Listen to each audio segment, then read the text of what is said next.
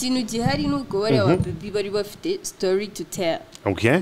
Barabivuze ati twe dufite story to tell. Turashaka kuzajya ni content bazanye. Okay. Turashaka kuzajya twereka abanyarwanda Yeah. story yacu y'ibintu twagiye ducamo. Baravuga ati se kugira tubikore turatwika gute. N'igihe usanga zira modoka atari nizabo. Nagatwikwa man. Uzi amamodoka batwaye abana bo mu Rwanda b'abakobwa. Yeah, I'm telling you. Hari abakobwa bafite amafaranga hano muri iki gihugu. Ariko batarimo hariya. Bari aba boss babies basho kuba yafite. Oya boss babies arabagendera mu izina ry'abandi. For example ninde ugendera mu izina ry'undi? Nabantu bizaniye content.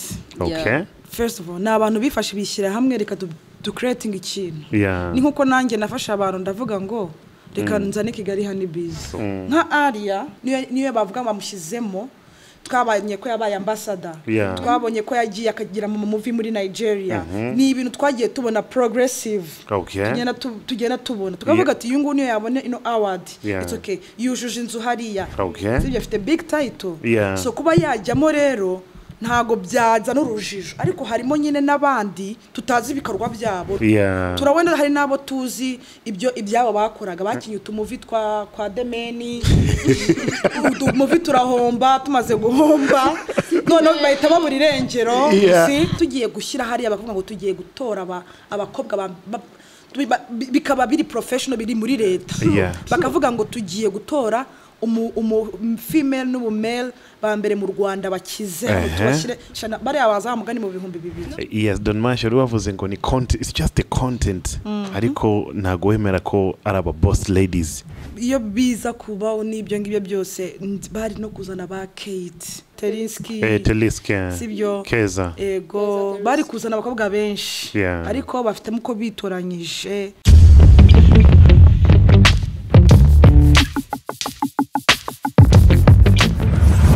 Yo, what's up my people? Ndacheka ko mumeze fresh kabisa. Ingi ni BIG podcast. Kuri BIG podcast ni byinshi tuganirira hano tugakuramo ibisubizo mu bibazo byinshi cyangwa tukanaganira tukamenya what is going on kuri isi kuko ni byinshi bibaho kuri isi ariko nago tubona umwanya cyangwa nago tumenya ni hehe twakwicara ni hehe twa paying attention kugira ngo tubashe kumenya byinshi bibera kuri isi.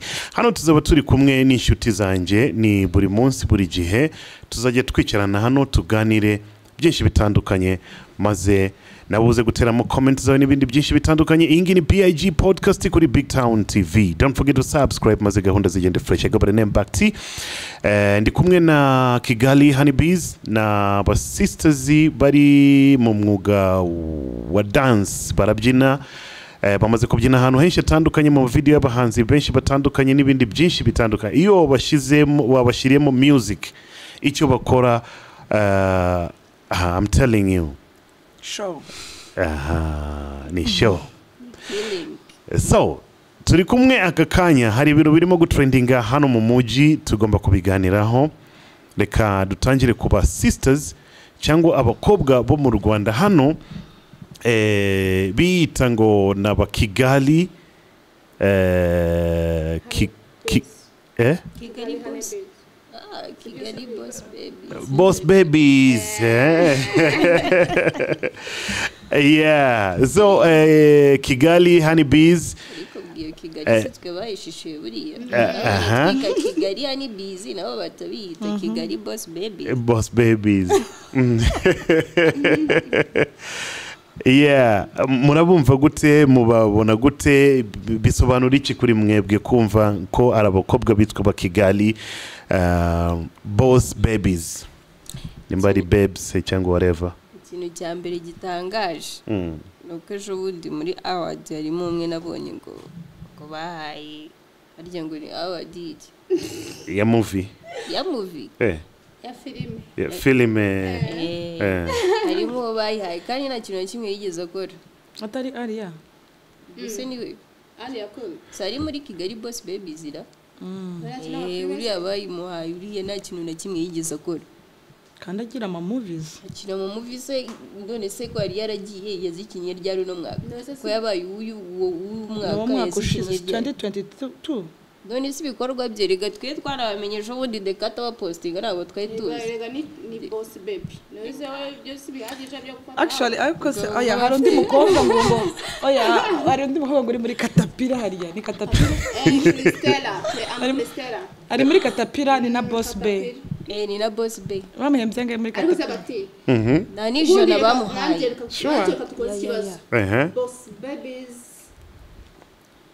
bira bintu tumibirwe ntikari true ngo bafite miliyoni 50 kuri konti buri muntu nakuntu wambwira ngo uri boss baby urumva ukazona akora yagonda n'ugwenda nafite wenda noza figura yawe cyangwa se wenda ntazwi nkawe nakoze ubwo niba wakoreye Bruce Melvin nkamukorera muri noza muri nyora nanjye sindi boss basanga baranaguhembye n'amafaranga menshi sindi boss kurusha baby se ufite angahe muri konti yawe okay nayo mfite nka Stella ariko okay ndi kwibaza ukuntu urumva babaye boss babies kandi ananze abakobwa bari too quiet kandi barenze no kuba boss babies barenze no kuba bakiri urumva bacicitse hano mu Rwanda so bakonse kuki kugira ngo babise boss babies niba babyise ariko nta wabibise ni ibintu ni content baza twafatiye kuki okay uri bukasani haza Sani apartment ubu uri kuzi uri kwitwa Kagugu iso nakitwa Sani apartment ubu yitwa gute no barabizi nakitwa Sani apartment yitwa ngo kiwe iri Kagugu yewe nagiyeyo umva twari turi ku munsi ko tugiye gusaba inuza internship twe tugiye tuzi ko tugiye muri Sani apartment dusanga shani irindi zina niko nari kuryibuka ariko n'irindi zina so ibyo byanteye kwibaza kuri bariya bakobwa Kongo yubatse inzu ya miliyoni 300 urumva turabona ari ishusho iri hariya wenda ni n'inzu y'umuntu runaka bafashe nta n'ibipapuro bigaragara urumva there is nothing kiri real proof kuri boss baby ese bundi kuba boss baby ni pako bigaragaza ese gute kukiketa tarimo kandi nawe afite inzu nk'izabo ariko ni ibintu rega bihimbiye nese ntawe uza bise ba 7 stars n'abahanzi n'ababyinnyi dufite hano bitwa 7 stars ukuntu baciriritse iyo ushaka ngo ko bajya kubyina hanze yishyura miliyoni 1 n'igice miliyoni abantu 7 yakumariritse hanze y'igihugu miliyoni 1 n'igice kandi ayo mafaranga dufite contract arabahagije abantu 7 wa mu by'imihembi 500 urumva hakazaho nabandi rero 7 bahembwa miliyoni 1 yagabanye wumve ya 500 birimo wapi abantu 3 gusa ugiye mu gihugu cya Kenya ufashe flight katufate ko nicyo gihugu wenda dufite kiri hafi ugiye ku 300 kujyana no kugaruka 300 siko tubizi kujyana no kugaruka kandi kuri airport ubu hagezweho itike yo kugenda no kugaruka go and return no go and return ni 600 ugiye muri Kenya kuri miliyoni 1 noneho nawe ubwawe ku giti cyawe nituyabara turasanga uri gufata nk'ijana 180 cyangwa se 200 let's say like that none se 200 ubwo agiye gukorera ikizi ko none na flight nairi ni atari sibyo noneho kandi mu Rwanda ukorera 500 hanze ukorera miliyoni 1 umva uwo mubare ariko please dibuze we mutafite n'umubare n'ibintu byo ntabwo bizagenda nese ubwo ni gutabasha kubalansinga none uranabeshye urumva impembwa 500 mu Rwanda urumva wenda nakoreye Krisizi nakoreye Arine Sano abo bahanzi bahembwe 500 urumva 500 abahanzi na Tom Cruise ubwe ariwe urambye mu kazi na Norris ubwe ariwe barambye mu kazi I'm sure ahanga ko badahembwa umubyinnyi 500 aribo bashaje ariko se Krisizi Arine Sano Joe West aragwemba 500 ngo baye Vixen aragwemba 500 Marina we nawe nubwo agiye yishyura Ngumuki Nubwiza ukuri ni amanzi mu Rwanda ujya wishyura nubwo dukora muzika njyewe na bettinga umu Vixen wo mu Rwanda uhenze atajya munsi y'400 cyangwa magana uhenze nka nawe nabyajya abona ufite afite wenda account ibasha kugira iki nayo bagwa my friend abasha kuyafata ya Bruce Melody yavuze ko yambwe Christelle wa miliyoni let's say like that ariko se sibyo njyewe rero uri kumara please kana nkoze interview nyine ngo urabona Bafite ngo njye nyine ngo 2500 urumva n'ibisuku ufite bigaragaza ko 2500 ntabwo natekereza ngo let's say wenda usutse plante butterfly urumva usutse Brazilian yes you plant whatever even Bafite ni kugaragara biragaragaza uko ukora sibyo n'imyenda y'agaciro wambaye ariko nanone hari akantu kabise mu babyeyi urumva hari abatipe bakora mu mujyi baza bakakubwira nge nakodesha ibikoto 1010 ku munsi ngwambara amasaha 6 ndarugarura none nakodesha 5 ndarugarura none nakodesha 1000 ndirugarura ndagarura rwanje ariko ngenda bikora nifate amafoto posting urumva kire kuri social medias ndarenze like superstar professional dancer urumva ngerageza no kugaragaza ko mbwa bya 500 ariko no kuri Bafite kamubwire nkugi ngira inama abyinyi cyangwa se n'undi muntu wese utekereza ko yazamukira mu kwiyemera sibyo that things nta nubwo uzamuka ariko that things is no healthy nta buzima bubirimo okay kuko nuhangana na mugenzi wawe nta migisha birimo we kora ibyawe bigutunge Bafite nkuko dutandukanye tudahuje izina tudahuje isura ibara n'iminwa shidahuye n'amazuru yashidahuye nako tutazahuza imigisha n'imikorere sibyo ntabwo rero waza kumbwira ngo entertainment yo mu Rwanda izagera kure ujya gukodesha umuhanzi arakodesha n'umubyinnyi akodesha Vixen akodeshe urumva even na director akodesha kamera we never know sasa Kigali boss ladies boss babes I don't know man ninde wazanye idea ya Kigali boss babes ninde wabahaye iyo title y'ubu boss babies ariko twe ntango tubizi ese byavuye he reka tuganire twe ikintu gihari nuko bari aba baby bari bafite story to tell barabivuze ati twe dufite story to tell turashaka kuzajya ni content bazanye turashaka kuzajya twereka abanyarwanda story yacu y'ibintu twagiye ducamo baravuga ati se kugira tubikore turatwika gute ubundi ibintu byose byo mu Rwanda nta kintu kikiba ngo kidutungure agatwiko gusa baravuga ati reka twite Kigali boss babies ni izina rizakanga abantu benshi hanyuma nibakubita dekati ubuceri akadutwikira ugaba abantu nabo barazwari n'igihe usanga zira modoka atari nizabo kuko hari amapartoma agenda akodesha imodoka ukayifata nk'ukwezi ukishyura ukaza ugatwika bikarangira noneho baza gukora ya content yabo kuko abantu bamenye ko hari wa muntu se Kigali boss babies ya postinze iki urumva ndaza kugira amatsiko yo kujya kukireba nagatwikwa man okay cyo cyakubaza Bafite bakomeje kutubaza cyo cyakubaza watubajije kuri Kigali boss babes ntawe nk'umuntu ukurikirana entertainment showbiz cyangwa se showbiz ubona koko bari abakobwa uko ari 5 bira binari ibyabo ibyo bintu ni bihe okay imodoka inzu sibyo miliyoni 300 ariko hari abazifite okay reka tubyemere arimo bamwe nanjye ndi kwibariza Bafite yes is it real hano mu Rwanda abakobwa bafite umufungo okay for example last time nari ndi kugenda mu muhanda ndi kudrivinga ndi kumwe n'umushiti wanjye turimo kuganira tutavuga ngo reka turebe abakobwa batwaye mu modoka arenze hano mu mujyi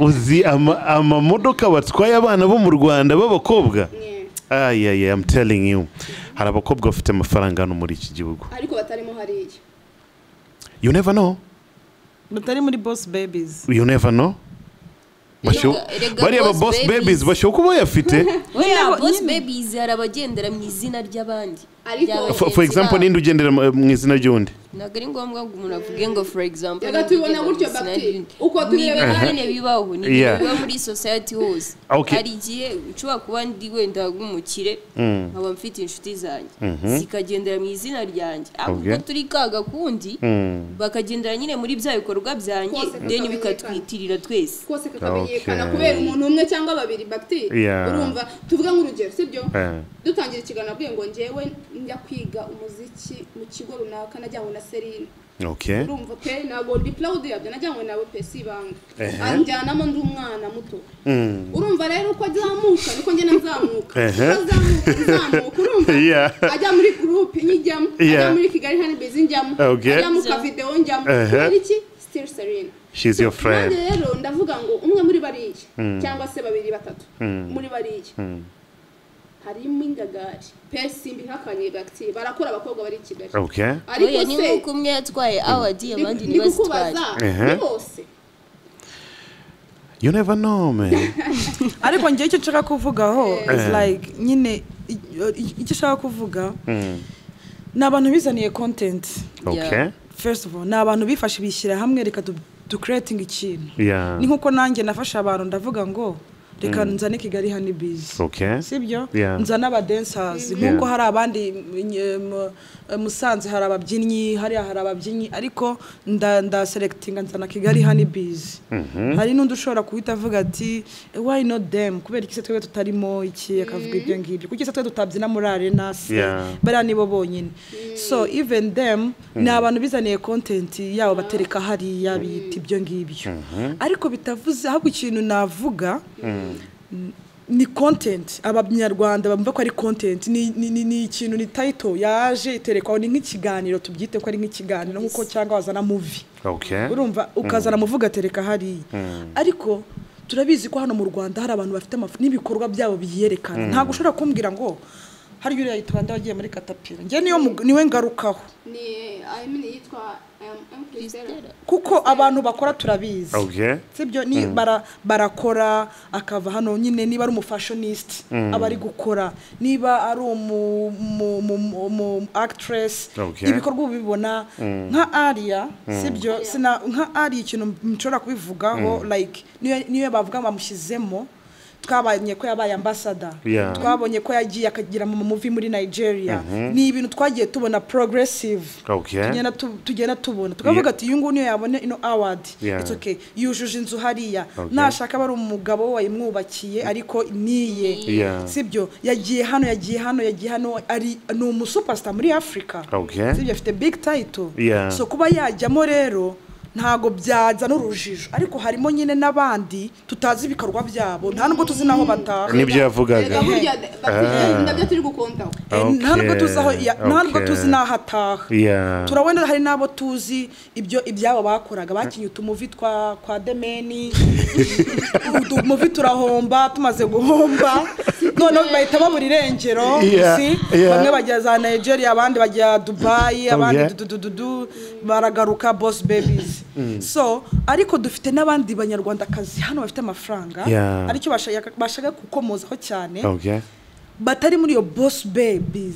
sibyo bahari bafite umufungo bafite ibikorwa noneho bakora bafite ibibanza bafite ama etage mu mujyi wa Kigali bafite amazu hirya no hino bafite hari nabandi bari underground noneho nzingewe bari aho ngaho bafite amapartema bakodesha binjiza amafaranga ku munsi noneho kandi ari abantu bari kuri umwisangirira buri weekend se bakakwihamaga abantu basanzwe baraho niyo mpamvu rero mvuga ngo biriya nibizanakaga n'abanyarwanda ni content yaje tu ni abantu nkuko twakihuza tukavuga ngo tuzane ikintu kitwa guteze atazajya aho ngo for example reka tuzane idea yitwa silent killer cyangwa silent killers urumva ni izina rikanganye ukavuga ngo ababicanyi bameze gute urumva iki se wenda nabantu nyine aba best dancers muri Kigali bakaza biyiseguryo kandi by the way turanabafite noneho banaje bafite iyo content nabo 7 stars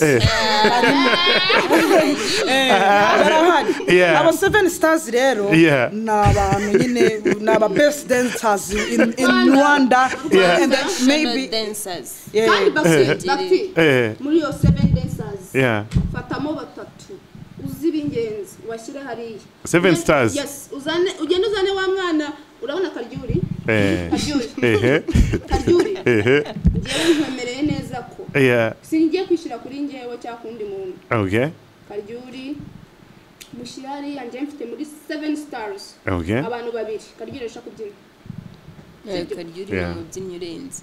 Sibyo? Kandi agahindukira kwe wenda bishobora kugira ngo ufatwa nka wenda ngo ari ukwibanda ku muntu no n'abandi bose tubavuzeho ariko turi kuvuga kuri entertainment kandi entertainment bayirimo urumva ariko ndakubwiza ukuri hari abantu hanze bacecetse. Actually tutaranavuga nuko nguko urana muri 7 stars jewe nabibayemo je nabaye mubyinnyi ibyo byose ndabizi byose nabibayemo natangiye 2020 mfata ababyinnyi ntangira kwa byine batandukanye ibintu byinshi nababayemo nabiciyemo ndabazi. So ababyinnyi benshi banciye imbere hari nabaje nkibyina hari nabaje narabiretse hari ndabazi pe. So nukuvuga ngo ababyinnyi nureba Serine hano no mubyinnyi kuva na mu meeting we nkavuga ati baramunyeretse araje suko umutaka ko turi kumwe suko umutaka ko ari muri Kigali Honeybees. No mubyinnyi wicisha bugufi no mubyinnyi ukenera iyo afite umwanya uramubona sibyo no mubyinnyi iya mugiye gukora practice ni wa muntu uhita ukoranya abandi akatavuga ati muze twige kano ni wa muntu uzana ama ideas mu kubyina urumva kumbe gafite discipline bana reka tugahe amashi bana urabivuga nyuma urabivuga sibyo so namo mitinze mbere n'ubu baracyari mu Kigali Honeybees ni wa muntu ushobora kubwira ngo mfite road show no ari muri business sibyo sinamu blaming na contract nawe mfitanye nawe ariko aba muri Kigali Honeybees iyo aramutse afite ikindi kikorwa gituma kimwe amafaranga wenda menshi kurushana ari kumuha ambwiza ukuri ntaga mbeshya cyangwa ngo akora ibintu ashake kunshiraho tu kugira ngo yumve ko adahari n'iki arambwira ati bimeze gutya uranyihanganira ejo bimeze gutya ambwiza ukuri urumva so numubyinnyi nabonye abyina choreography nanjye bwanjye nyine nifuza kubona cyangwa nanjye nkunda kubona ko ewana nizi waturikije apare bajya bintu byo kupapira umushyiramo hari indirimbo yose akayita creatingira atatinze gusubungo ndakoshyiramo iki gusubungo nkushyiremo iki ngo ntagatekereza ibintu byinshi so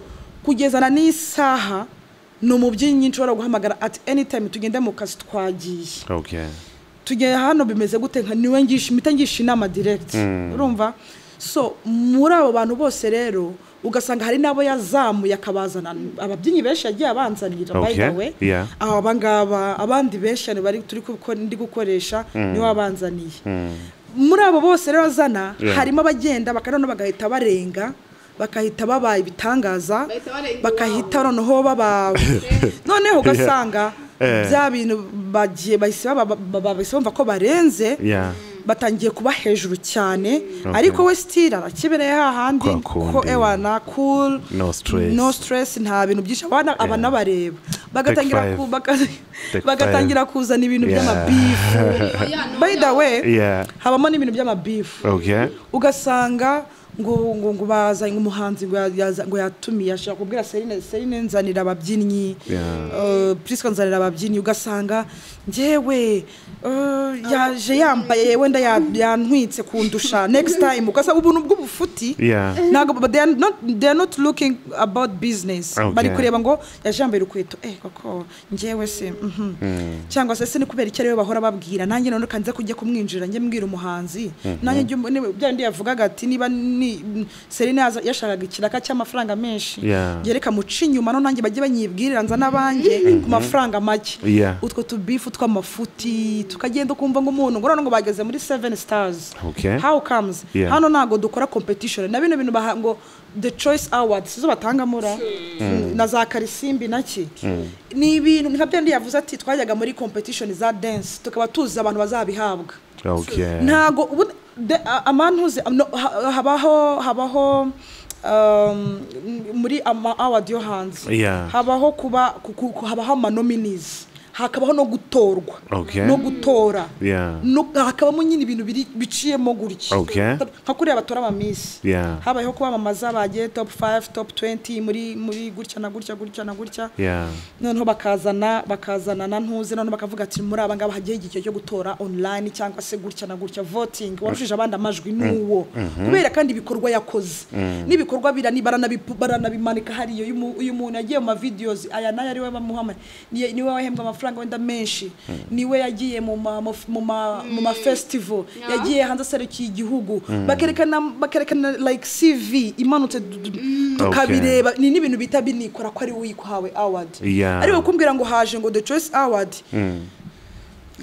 izatangwa ku itariki 30 tuzagera twambaye amakoti ese ubwo bundi batora nyine bashingiye kuki Bafite ni gutambwira ngo urumva nkuko se yakubwiye ngo urumva abyina contemporary traditional dance and modern dance ariko ugasanga umuntu urumva afite ibikorwa byinshi agiye akora ikiri muri contemporary afitemo memories ikiri muri traditional dance afitemo memories sibyo kandi zizwi n'ubwenda zitazamurwa kuko nta ruhare yabigizemo urumva wakomeza kugumira ukwari akaba Rio urumva muri dance modern afitemo memories guhera 2011 ariko wa muntu watangiye 2020 cyangwa se 2019 nta naha nazwi kandi abyina imbyino imwe urumva ahawe igihembo cy'umubyinnyi wakoze cyane mu mwaka kandi wa 2015 na 12 noneho afite certificate gusa ngaho nk'umuntu mukuru mbaritse icyo kintu ni igiki yakoze cyane guhera ryari. So that's what we are talking about kuba ko ntago haba hagize ntago haba habayeho gutorwa kugira gute. So niyo mpamvu rero ubusanga ni ibintu bitari clear ni ibintu bitari bitaciye mu mucyo. Niyo mpamvu rero usanga ni nk'abano ba boss babies ntago habayeho nominees ngo turebe tugiye gushyira hariya bakavuga ngo tugiye gutora abakobwa bikaba biri professional biri muri leta bakavuga ngo tugiye gutora female n'ubu male bambere mu Rwanda bakize tubashire kwanza tujye tunababona nuko batora mu bagabo gusa si wabibonye kari akanuze kuna abantu bakurikirana ama miliyoni kuri banki twarababonye abagabo ariko ntago batora bavuga abagore none bagiye bavuga none bakajya kuri konde ni ibintu no kwita bazana ntuzi bataba ni ibintu byose biri kuri banki historical byose na RDB n'ibikorwa byabo byose biba byigaragaza. So bazanye rero bakavuga ngo no kuba gori female shana bari abaza mugani mu bihumbi 2000 ungawemeze bariya urumva yabasha kugira imbaraga zo kwigaragaza birekana bahira yego nabona bakirerwa nago tubarenganya nago twabavuze nabi mananje nabakire sibyo ariko nabakire ku giti cyabo sibyo ndetse banazamuka ku rwego rwabo ariko se Bafite tubitindeho uje no kuba wakora nk'umutima ngume Kigali boss baby no kuko tuzi yuko hari nabandi babarenzeho never mind ariko barambwiye ngo abakire nago bajya bivuga no umukire wasanga ari yicaye ahantu utarimo kwisekera ngo ha umva bariya ngo ha abandi ngo genda umukire wa mbere mu Rwanda agakureba ngo ha umukire abakire bidita sambusa chapati urumva ariko waundi wumva kata waundi wigira ko ari umukire atari n'umukire no we posting go posting ngo semenga we ban it abakire tumenyane nuko baba bameze abakire tumenyane nibiza n'uwo mwanya utaye hari n'uwawubuze ngo akora ibyagakomye gukora urumva rero nago twabitindaho biriya by'abakire ngo posting ikirahure cyanditseho Marriott urumva gutwika kwawe wagiye hano baga urumva cyangwa wagiye Kigali Heights katubifate nka hano wenda abanose bazi no cyangwa se uri no muri Marriott hari wa muntu uburi Dubai muri hano harenze ko wenda kwinjira ari nka miliyoni 10 30 40 gutyo ariko wagiye gufata wine y'ibihumbi 20 uyiciramo mpaka utashye urumva none urafotora kuko glace ari gibanditseho nuza Marriott we ban it cyangwa ufotore wambaye igisume hano handitseho nuza hano handitseho guest house harya iciritse harya ariko ayitawe ikomeye wenda handitseho Amani oya Milcorine Amani Lodge Milcorine oya Milcorine niko nese ni guest house na guest house hotel iyo ngiyo ni 5 is it 5-star hotel ya or something ibasha kuba wenda wakoze cyane wajyamo urumva ariko ugajya kubona ukabona hano handitseho Milcorine we ban it nakana aka unda gutungure agaragaza ahantu harenze ndange nuko nagiye mazi ngo watwitse yatari wagiye kwa Makuza wagiye kwa Makuza cyangwa wagiye Kigali View Hotel urumva ugaragaje hano cyo Kigali View Hotel cyangwa se ku kirahure cyangwa se kuri menu hanze Kigali View Hotel we ban it urumva nicyo babwira bari abakobwa ba Kigali Boss Babes message yawe in short okay message na Kigali Babes first of all barakora uko mbibona wenda muri videos uburyo their looks barakora ariko icyo nabagira inama bakore cyane barenga aho tubabona banabitugaragaza tubyemere kuko baravuga ngo wemera utinze usanga toma urumva abanyarwanda abenshi twemera dutinze abenshi tubifata nko yatiye barakora ariko bakore tubibone iyo niyo message yawe bakore tubibone nyine babitugaragarize ko abenshi nabo turabyemera ko ari natwe noneho tubagendereho ariko se turabagenda aho turamenya ngo bivaye yes Don Masha ruwavuze ngo ni content it's just the content ariko ntago wemera ko ari aba boss ladies oya nango navuze ko ntabyemera naba boss ladies cyangwa babies kubera ko ni ladies kubera ko boss whatever they can call them bose naba mama so I call them boss ladies so kuri njyewe ndabe nabakire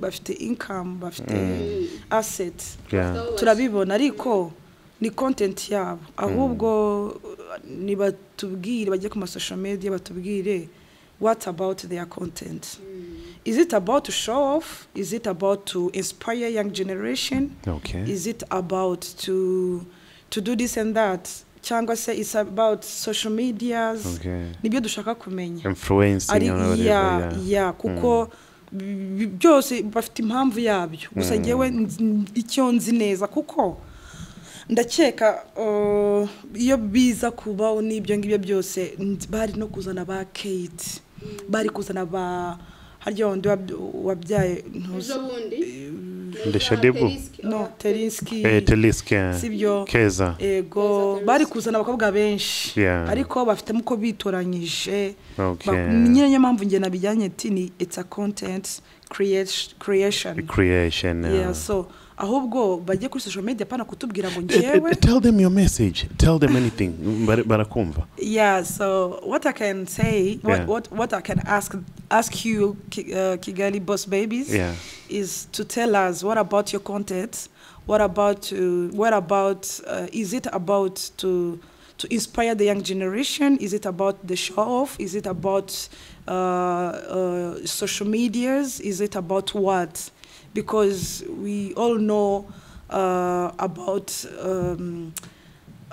abantu babakire cyangwa se abantu bafite tugiye kuvuga ngo tuzanye abantu babakire hano bashyira ku murongo banki bitwereka nkuko bazanye abagabo list yabo batuvuze ngo reka bazane n'abagore bakora list tukayibona so nabo rero batubwire is it about what kuko ngewe ndi kubyita nka content kandi ni nabyiza it's something new ntago naba blaminga it's something new ariko it's also confused confusing it's confusing abanyarwanda akavuga Boss Babies base bakora iki n'umumama abonye icyo kiganiro cyangwa akabona aba bantu umukobwa wambara ikanzu igera hano umukirese wa hehe si umukobwa ntago abashobora kubyumva ariko se si ngombwa ko tujya no kumenya ibyo akora ariko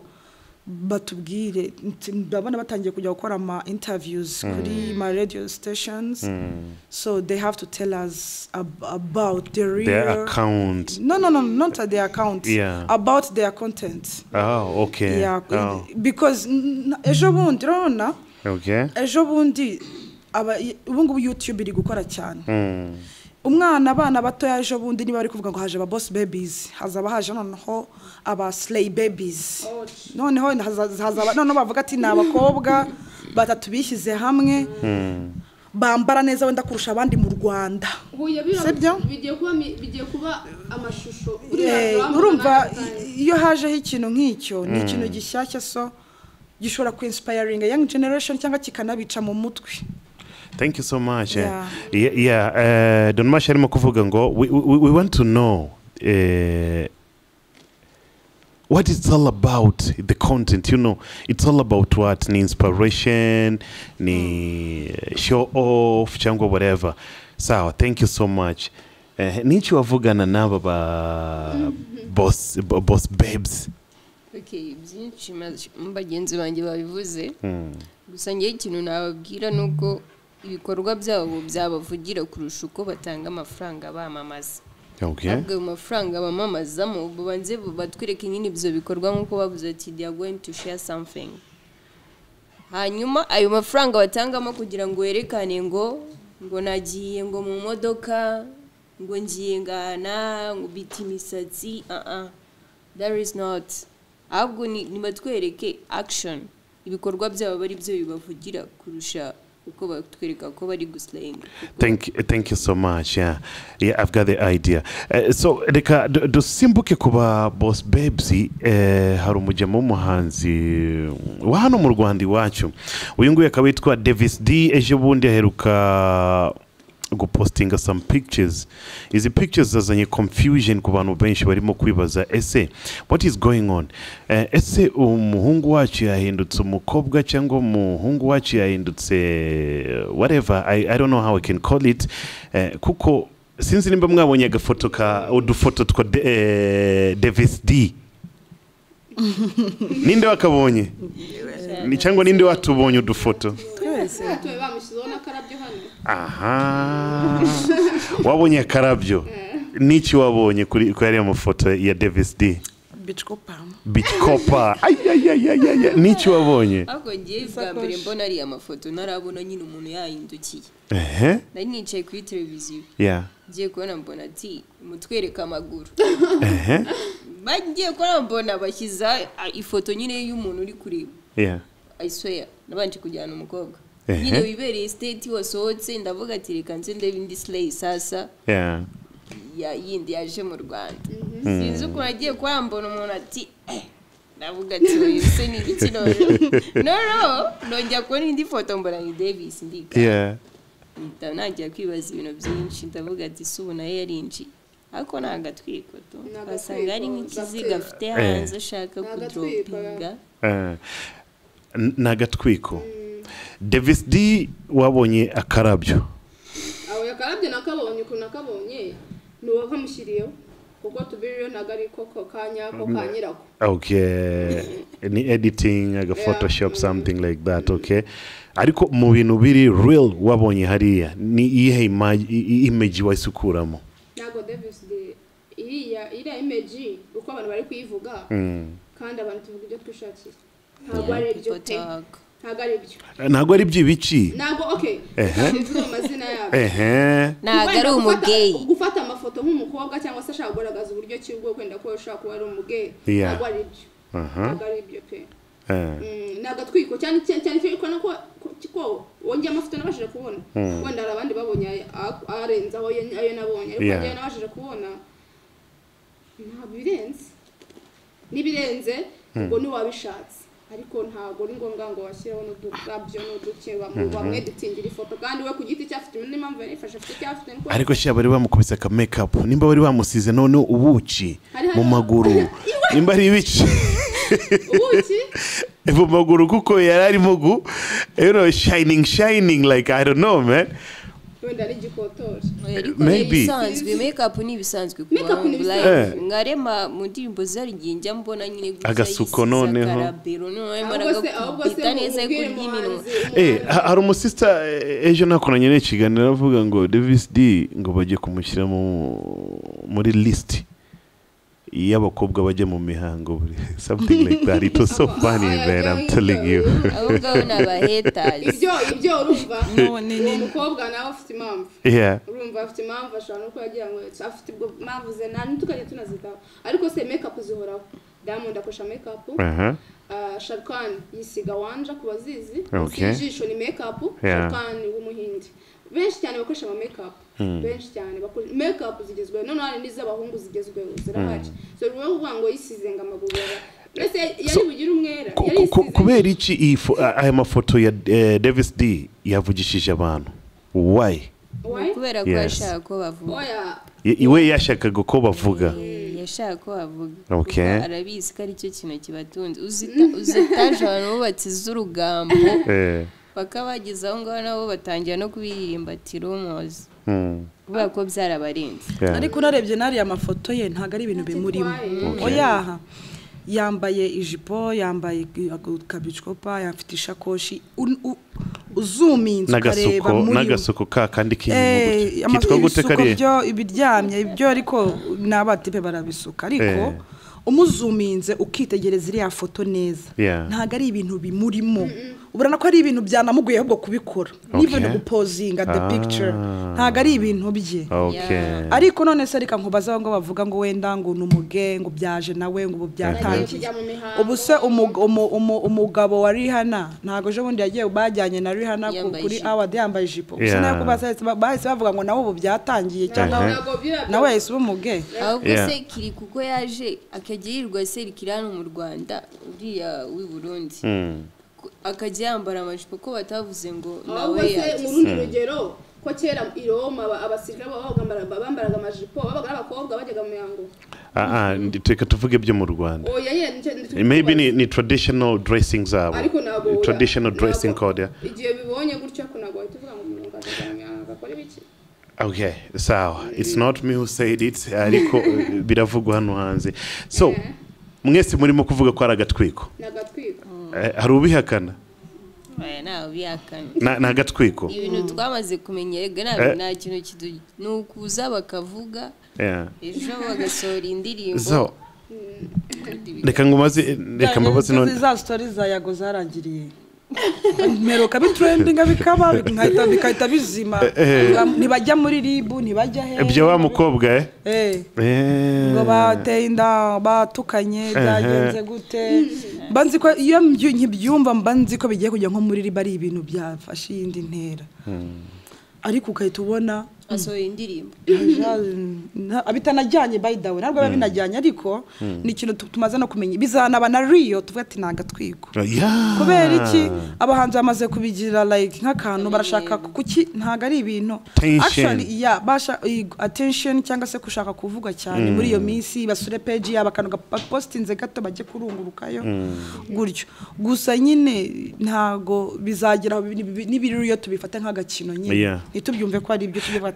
sawa reka mbabaze ikintu kimwe maze tujye dusoza iyi topic ya Davis D agatwiko it's okay urashaka attention ku bantu kugira ngo uhite droppinga your stuff maze barebe cyane bakore whatever bakuvugeho cyane hari agatwiko keza n'agatwiko kabi kwishyiraho ubutinganyi for example sinvuga ko Davis D yishyizeho ubutinganyi muri iyo level ariko hari abantu babifashe gutyo kwishyiraho ubutinganyi cyangwa kwishyiraho umwicanyi cyangwa kwishyiraho indaya cyangwa wafashe kuri gusambana kandi ari ibintu bitari real ibi bintu nago bona in future cyangwa muri icyo gihe cyangwa ako kanya hari effects zisho kuzaho zitari nziza ntago zabaho kuti kubera iki urabona abahanzi batunzweho no kuvugwa utavugura umuhanzi nta kintu na kimwe nta ku kibi cyangwa cyiza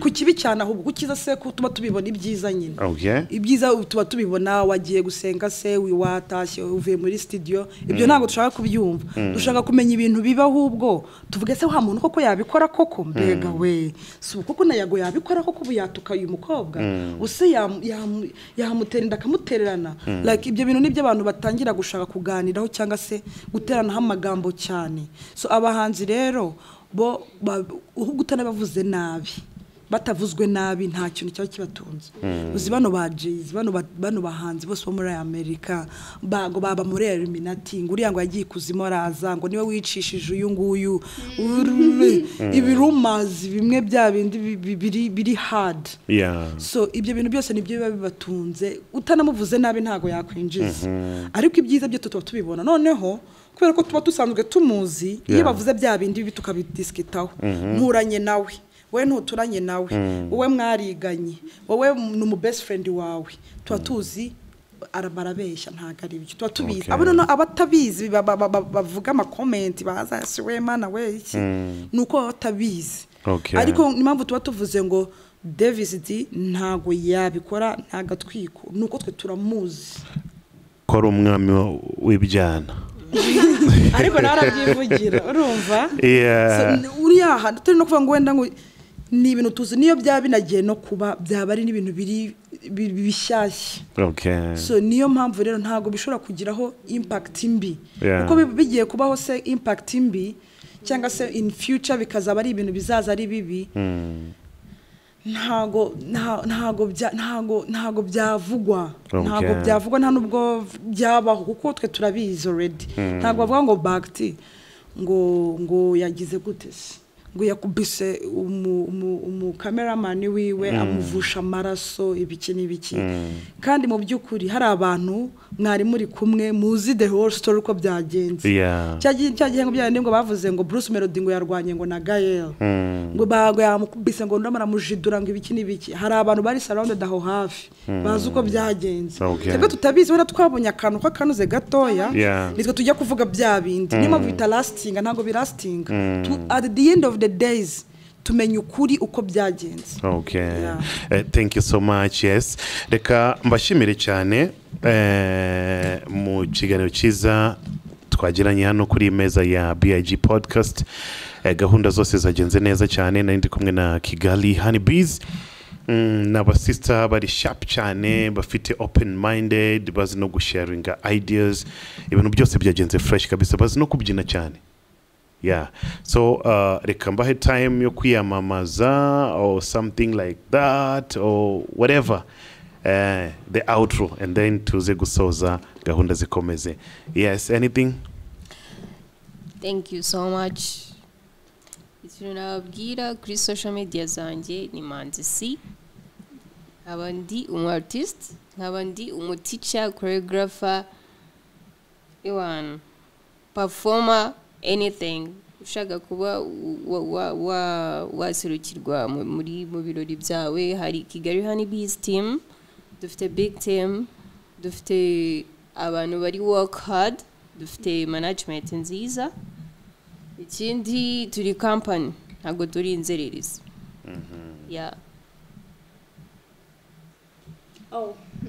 murakoze ndabashimiye cyane kuba bashaka kumva ikiganiro cyacu na Kigali Honeybees turishimye cyane kuba tubashije wenda kugira ibyo tuganira watanze nitwa nake Pliska ndumva ngewe nta bintu byinshi mfite mana yanjye navuga nkaho ko ngewe nta account mfite ko iri strong go Instagram ndayikoresha ama WhatsApp cyangwa ngera nabo Twitter sinkubeshye ntabwo nzwi cyane wenda ko navuga ngo ngiye ngombariza hanga gusa ariko ko kundi umuziki kandi unda no gukora nanjye bizagera kure nzababwira nzababwira ngo nikanaka umuntu nshakira aha nkuko sari nabivuze nzabigeraho gusa nyine aho mbarizwa ni muri Kigali Honeybees nka Priska uje muri Kigali muzabandisha ka Priska bakumva bakunyereka dufite n'ama email twebwe urumva n'amafoto yacu ubwo niyo atugaragaza nini so icyo navuga nyine cyangwa icyo nabwira abagenzi banjye Kigali hano base turabakunda nabo badukunde. Thank you so much. Yeah. Nicyo navuga kandi dukomeze twiteze imbere. The CEO Don Masha. Yeah, thank you so much. The cameras are BIT. Ingi ni BIG podcast. BIG. Kuri BigTown TV. Thank you BIG. Yeah. For receiving us. Thank you. And I appreciate to be here with my team. Icyo nabashimira nuko mwaduhaye umwanya tugasharinga our ideas, even our talents. Icyo navuga ngewe ntago social media zanjye nibisanzwe kubivuga ariko I'm a makeup artist by the way, and nkuko babivuze mfite Kigali Honeybees, ababyinnyi babyina muri arena mu ma games. We even work with the NGO Bafite, like amalod shows baratwifashisha nkaba tukaba tunakorana n'abahanzi ariko kubera abahanzi bisigaye bigorana cyane. Nago bishyura abahanzi mutangire kwishyura inoti. No, actually nagaruka utishyura ariko habaho kushyira mu gaciro. Barambura abahanzi mwishyura inoti kuba babyinnyi. Aya bashyire mu gaciro ariko ntago mvuze ngo bishyura amafaranga menshi ariko barasuzugura abahanzi mureke gusuzugura ababyinnyi. Kuko nibo bafatiye runini by the way. So icyo nshaka nuko message yanjye itambuka ni ku bantu bose bashobora gukenera ababyinnyi, bashobora gukenera entertainment muri rusange. Entertainment yariyo yose no guha agaciro icyo kintu nkuko watumiye umuntu ngo gukorere ino entertainment, yaba gukina theatre, yaba gukina igisoro, yaba gukina biyari, yaba kubyina ibiki, yaba kubyina modern dance, yaba any kind of entertainment muha agaciro kuko ubu mwifashishije nk'umuntu ugiye gufasha ikintu kinini. Entertainment it's a big thing. Yeah, I know. It's a big thing. Kitanahari nta nubwo abantu baza depressed. So icyo nasaba nuko abahanzi cyane cyane babifashisha mu videos yabo babaha agaciro simvuze ngo mubishyira amafaranga arenze ariko agaciro. Niba uhamagaye umuntu memenye ngo uwo muntu arakenera transport, arakenera kurya, arakena n'umuntu ntago hakuriza umuntu kuri set ntiyafashe breakfast, lunch, dinner ataho umuhaye 20 including everything, even the transport. Ntago uretse kubikora gusa kugira ni nko kugufasha gusa ariko bajye bashyira mu gaciro akavuga ese ari nkanjye vuga ati niba ngiye kurya, niba nshobora kujya kurya umubyinnyi kuki numva ko yarya nk'igihumbi kandi igisi igihumbi cyampaza ukahita nawe ukishyira mu mwanya wawe, sibyo? So icyo gusa nasaba no kugira ngo abantu bose bashobora kwifashisha ababyinnyi mu bintu bitandukanye no kubaha agaciro, nicyo cyambere. Kandi ababyinnyi namwe aho muri no kwihesha agaciro, nicyo kintu kizatuma n'abari surrounded n'ababakenera n'ababyeyi na any community bazabaha agaciro namwe. So ikintu gihari no kwiha agaciro mukaba educated, mukagira discipline, mugafashanya hagati yanyu, mugashakirana akazi, no beef. Iyo mufatanyije niho mugera kuri. Iyo utangiye ikintu ukavuga nagezeyo biba bipfuye. So icyo nabasaba no gufatanya, no beef, nta kintu na kimwe kindi kimihari kiri hagati, muzagera kuri. Mukiha agaciro nabwo abandi bantu bose, community yindi yose izabaha namwe agaciro. Ikindi mu supporting Kigali Honeybees, dufite Instagram page kuri even dufite Instagram page Kigali official Kigali Honeybees. Murabona ibikorwa byacu, ama event twagiye dukora, dufite I think twafunga YouTube ariko ntago twashyizeho ibintu byinshi, twabaye tuyiretse gatoya. Mwari supportinga mukaduha ibitekerezo, mukatwifashisha, mukadutumira, mukatubwira ibyo tukabafashamo. We are ready to do that. And we are good dancers nkuko babivuze, and we are disciplined too, and we are dedicated. Thank you. Thank you so much. Yes, turi kumwe na Kigali Honeybees n'aba sister batatu baje hano muri studio za BIG podcast. Ntabwo ari batatu gusa, ni benshi, ni group nini irimo gukora ibintu byinshi. bitandukanye. So barakoze cyane gusharinga ideas natwe. I hope na next time tubatumiye mutaza kuzana amakenga, muzaze ku bwinshi cyane kugira ngo tuganire. Yes, kuko ibitekerezo byanyu ni byiza, ideas zanyu ni fresh cyane. Tubaye turi kumwe kenshi byaba ari byiza cyane. So thank you so much Kigali Honeybees, thank you so much urimo kurikirana BIG podcast.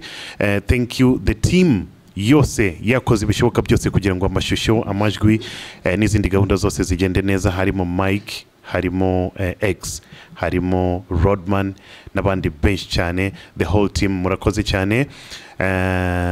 Hano niho turi busoreze iyi gahunda, ariko gahunda zo cyarimo gukomeza. Don't forget to subscribe. Until next time, ciao ciao.